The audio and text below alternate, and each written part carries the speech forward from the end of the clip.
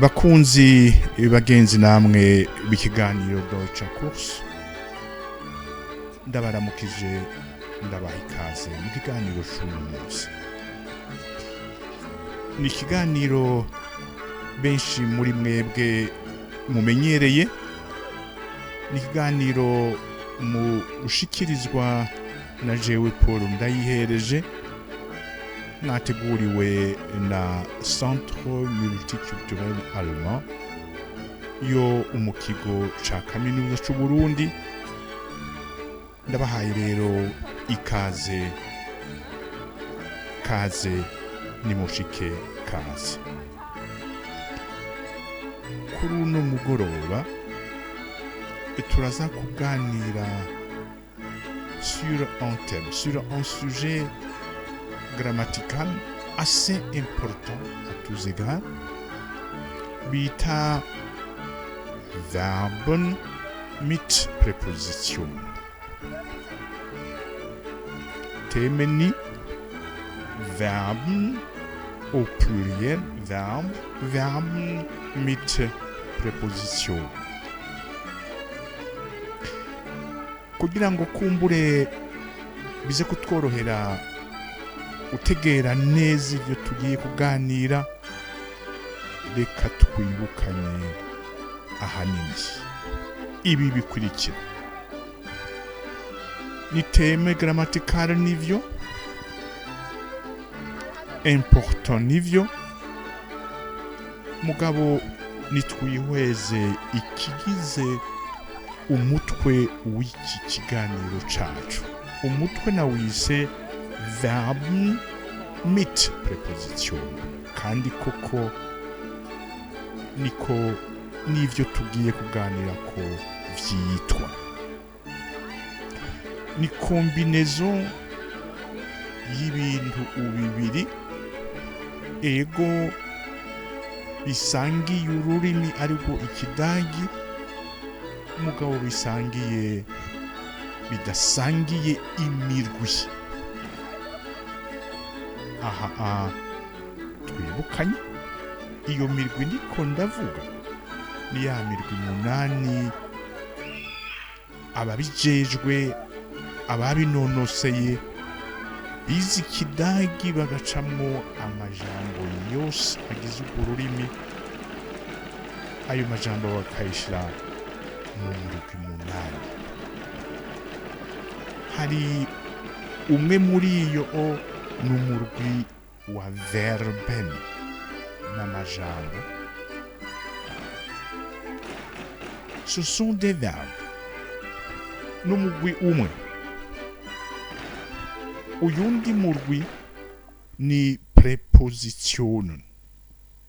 Präpositionen n'umurwi wundi iruhande y'umurwi wa verben bagize mu rurimi rw'ikidagi. N'iyindi mirwi rero 6 kandi tumaze kuganirako. Iyi teme y'uno munsi ni teme rero qui tourne autour de 2 groupes de types de mots, d'une part les verbes et de l'autre des prépositions. Mukaba muzi yuko nikindi nagomba twumvikane ko les verbes ni bimwe nigeze kuvuga nita karahara mu ruganda ntibashura.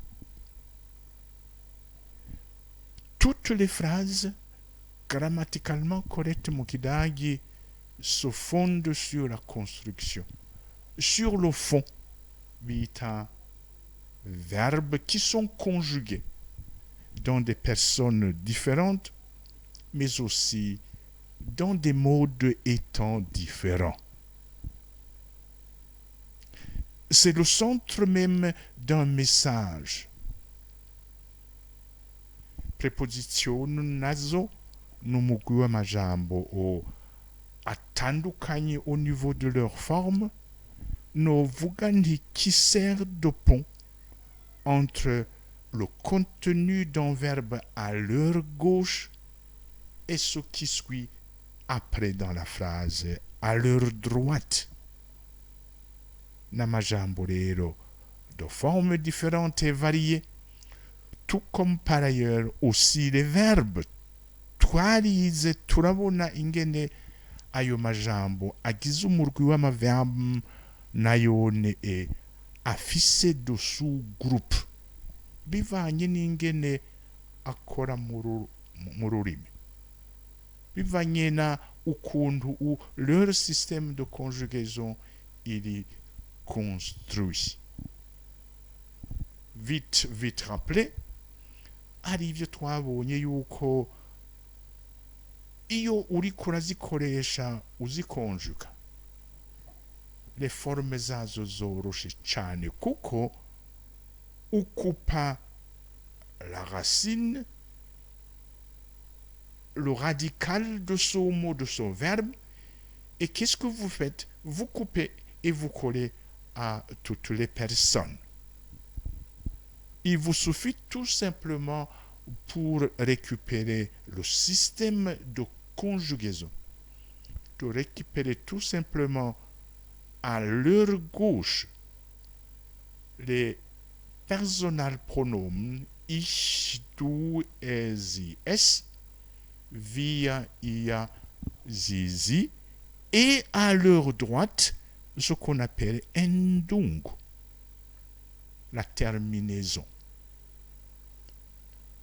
La terminaison correspondant tout naturellement à la personne de conjugaison. Ainsi, du fascia caro verbe kommen, ich, comme, racine, comme, et à la fin. Du, c'est du, comme, la racine intégralement repris, et kommst, st. Et, st, t, et n, et t, t, et n. Voilà pour le premier grand et gros groupe de ces verbes dont le système est bâti de façon, je dirais, presque conforme à un schéma. Fait partir du endung de la forme de l'infinitif du verbe, et puis vous coupez la racine, vous copiez, et puis vous n'avez qu'à faire un travail de finition. Ça, c'est le premier groupe. Le deuxième groupe, il y a un verbe qui se conjugue avec une certaine interruption au niveau de la forme. Donc, vous avez une des voyelles ziri mourir la forme de son mot, de son verbe à l'infinitif, est modifiée et à la deuxième et troisième personne du singulier. A Caroline sprechen. Parler. Deutsch sprechen. Französisch sprechen. Ich spreche, et puis tout d'un coup, du sprichst. Et sie, es spricht. Cherchez la voyelle et vous n'allez pas la retrouver dans la forme de ce verbe sprechen, dans sa conjugaison à la deuxième et troisième. La voyelle E a été modifiée et de E, on a I. Deuxième groupe, deuxième grande catégorie. Troisième, trois bognes, ce sont les trois verbes auxiliaires en allemand, sein et haben, avec un système de conjugaison, de construction de leur système de conjugaison un peu particulier. Nagira ngo rero dufatire ngaho twibukanye ikindi inyamukuru kuko ngaha kiraza kugaruka. Iyo ukoresheje un verbe iyo ari yo yose, murazi le schéma de bâtir, construire une phrase grammaticalement correcte en allemand. Aha aniho twabona ibintu bita position, hakaba izo tumaze kubona ngaha a position 1, position 2, et position dry, position ya mbere, iya kabiri n'iya gatatu, bivanye n'ubwoko bw'amungane. Kuko quand vous construisez une phrase affirmative, déclarative, mein Bruder spricht Deutsch, meine Studenten lernen Deutsch, hari icyo bita position 1 ni sujet de par leur fonction grammaticale. Ça peut être un mot, en l'occurrence un personal pronomen, ça peut être une combinaison de mots, zibiri, et même zitatu, et même davantage. Mugabo zihuriye kuki de par cette fonction occupée dans l'architecture de cette phrase construite. Zisangiye une fonction grammaticale qui détermine par ailleurs leur position. Ziri muri position 1 kandi ziremplissent une fonction de sujet. Et c'est ce mot ou ce groupe de mots, bivanye nuko ari singulier ou au pluriel, iza kudéterminer la forme définitive du verbe utilisé et qui est à la position qui suit. Donc, après position 1, hacha position 2. Ça pour la construction de phrases déclaratives ou interrogatives. Sujet, verbe. Et puis, object. Ivi tubiganirako. Mugabo rero ugiye mu murwi w'amaphrase interrogative, ego les positions restent comme telles, position 1, position 2, twaciye dushirako position 3. Rappelons-nous, position 1, ce n'est pas ni le sujet groupe, sujet OIA, c'est la position réservée à la forme du verbe utilisé dans ce contexte. Le verbe conjugué rero iri en position 1. Hakurikira iki tout naturellement le sujet ou le groupe sujet. Akarorero: Lernen Sie Deutsch? Sprechen Sie Deutsch? Dans les deux cas, position 1 occupée par le verbe lernen, la sprechen conjugué en fonction de la personne à qui j'adresse la question. Lernen Sie arumwubahwa? Courtoisie, Sie. Politesse, Sie. Ou alors, ari umuntu dusanganye ari umwana, nzomubaza ndi lernst du Deutsch? Sprichst du Französisch? Position 1, verbe iarios dans sa forme de conjugaison selon le contexte suivi du sujet. Rero murumva ko tugeze ku mirwi itandukanye. Regelmäßige Verben kommen, heißen, lernen, wohnen. Turashobora gushirako ngaha n'izindi itubwire dukoreshe kugira ngo turabe twige iki kintu ca Verben mit Präposition. Kommen, heißen, wohnen, lernen. Le premier groupe de verbes réguliers, regelmäßige Verben. Les autres verbes dont la forme de certains change à la deuxième et troisième. Unregelmäßige Verben, umurgukurikira ni Hilfsverb, uyundi mugwi ni ce que nous avons eu à aborder ngaha modal, verbe, zifise un système de conjugaison tout particulier. Reka rero dutera intambwe dufatiye kuri uyu mugwi w'amaverbe. Tumaze kubona, twibukanije yuko ziri en fonction y'ingene zikora, en fonction y'ingene ziba conjugué, yuko hariho ubwoko butandukanye, regelmäßige, unregelmäßige, Hilfsverb canke Modalverb. Le thème yitwa verbe mit préposition ngitangura navuze, nous allons combiner deux groupes grammaticalement différents. Na préposition. Navuze ndi préposition, c'est l'ensemble de ces mots qui en réalité, dans leur mode d'emploi, d'utilisation, servent de pont entre le verbe ou le contenu véhiculé par le verbe et ce qui suit après iryo jambo. Rero le thème yacu il combine les deux, le groupe de verbes et le groupe de prépositions.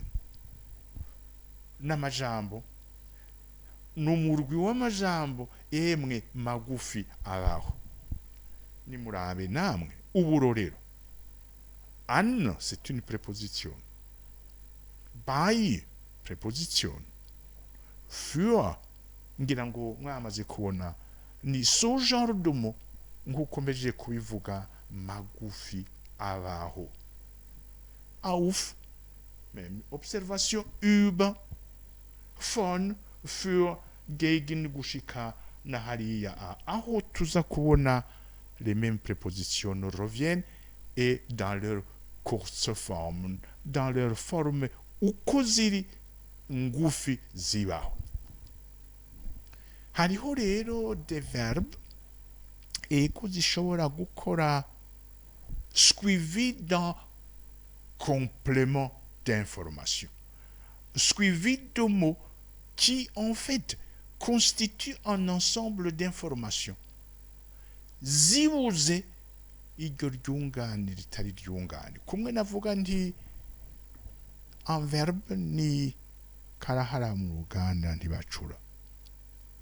Hariho des verbes atagikurikiye en termes d'information, ataco naho wozikonjuga correctement,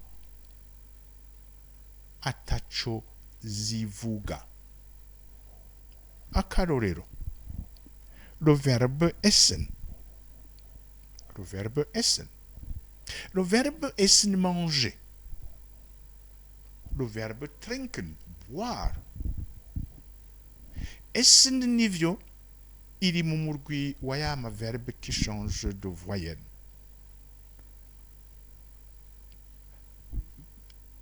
Changement de voyelle à la deuxième et à la troisième personne du singulier. Ich esse, du isst, sie isst. La voyelle est à la deuxième personne et à la troisième, zahinduye forme, ntizikiri e, ziri i. Tout comme sprechen, avec la différence que sprechen et iri hagati. Sprechen isa après SPR et puis E. Alors que Essen, pour le cas de Essen, la voyelle se trouve au début. Quelle que soit sa position dans le mot, dans la morphologie de ce mot, qui est le verbe, il va changer de forme. Ndashobora kuvuga ndavyiroreza ko ich esse. Sinzi. Iryo ryungane koko ni ryungane ryikwije.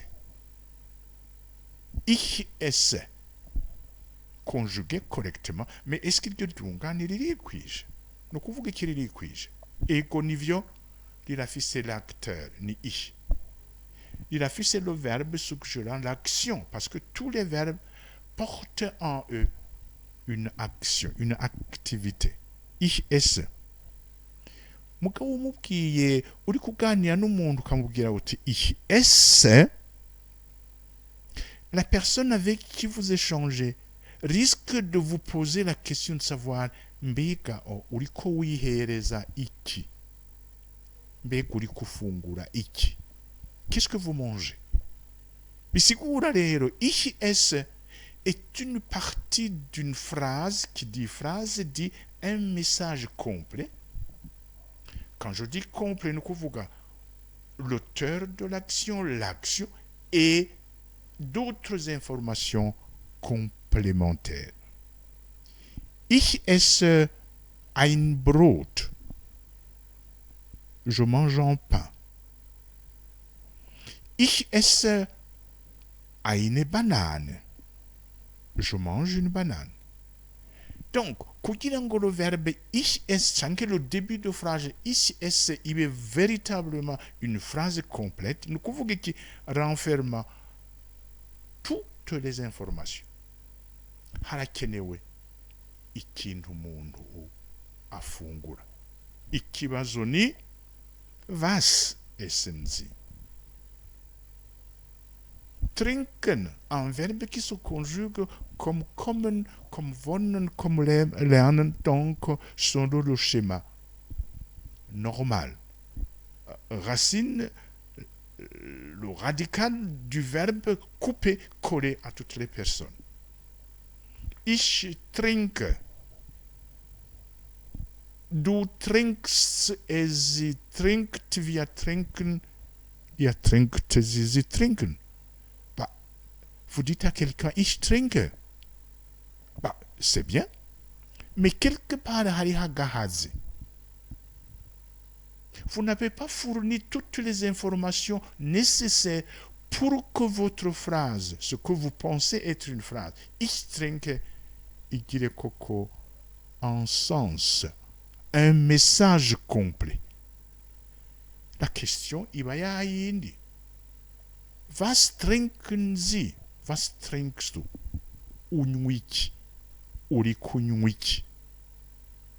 Was? Izi informations rero sont contenues dans des substantifs. Ich esse eine Banane. Ich trinke Milch. Ich trinke Bier. Ich trinke Wein. Il y a là un complément d'information portant sur mbega uri kunywa iki, uri kurya iki.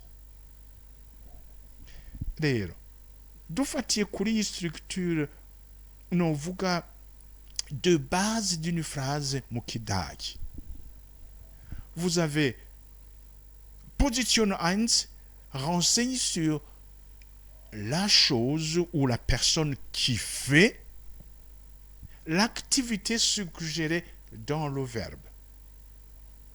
Qui mange la banane? Qui mange le pain? La personne en question, qu'est-ce qu'il fait? Il mange. La personne boit. La question qui suit, que prend-il? Qu'est-ce qu'il prend comme boisson? Qu'est-ce qu'il mange? Et c'est ce qu'on appelle position. Il tanga des informations, une série d'informations nécessaires pour que ichowita phrase koko iwe une phrase qui porte une information, un message complet. Hamwe uriko urabwira canke quand il s'agit d'une communication écrite, uriko arasoma iryo ryungane atakindi kibazo yibaza mbega après le verbe hari iki. Donc ça c'est des positions pour un complément d'information par rapport au contexte, par rapport à la situation. Mwumvise le verbe essen nafashe kwa karorero, trinken nafashe kwa karorero, haza sujet, verbe et complément. Groupe de mots, sujet, groupe de mots, sujet, verbe conjugué. en conformité avec, bien sûr, le nombre du sujet ou du groupe sujet. Et puis, qu'est-ce qui suit? Complément. Izi verbe rero. Izi verbe ngiye tugiye kuganirako. Izi ndushobora kuzifata uzikoresha nk'uko ukoresheje ich esse, ich trinke. Ukoresheje le verbe essen, trinken, quel que soit le contexte, la question none uri kufungura iki, uri kunywa iki. Ce sont des verbes oui. Ce sont des verbes oui. Nous allons le voir, constater ensemble. Zifise aho zihurira au niveau de leur forme, mugabo au niveau de leur utilisation hariho ubudasa. Mbere n'ibibazo ndiko ndabaza ufungura iki, unywa iki, birafise aho bidahurira. Bivanye rero na la structuration y'iryungane rigizwe n'iki, rigizwe na bien sûr l'élément central, le verbe. Mugabo le verbe ne pourra pas être compris ou son message ne pourra pas être saisi que dès lors qu'il est suivi par une préposition. Ngaha akarorero denken an. Nous avons d'une part denken avec toutes les formes que nous connaissons pour que le mot soit vraiment considéré comme un verbe. Nous avons d'une part la terminaison en et la racine denk. Ce qui est ici nouveau et différent et qui nous intéresse, ni ce qui suit ni an. Ngibi ivyo tugiye kubona mugabo amasaha asa nariko aratuzimba. Reka tugeze ngaha pour ce soir. Mugabo kundwi ikurikira tuzoca twinjira mu idonido aho tuzorabira hamwe amaverbe amwe turabe ingene yubatse n'ingene umuntu ashobora kubaza ibibazo bitandukanye. Et c'est là toute la différence entre thème grammatical, verbe, préposition, en faisant allusion à d'autres verbes comme essen, trinken, qui sont d'une toute autre nature et utilisation. Reka ndabakengurukire rero ko mwabanye nanje, ndabifuriza ibihe vyiza naho ubutaha. Kazoza FM, be your own boss.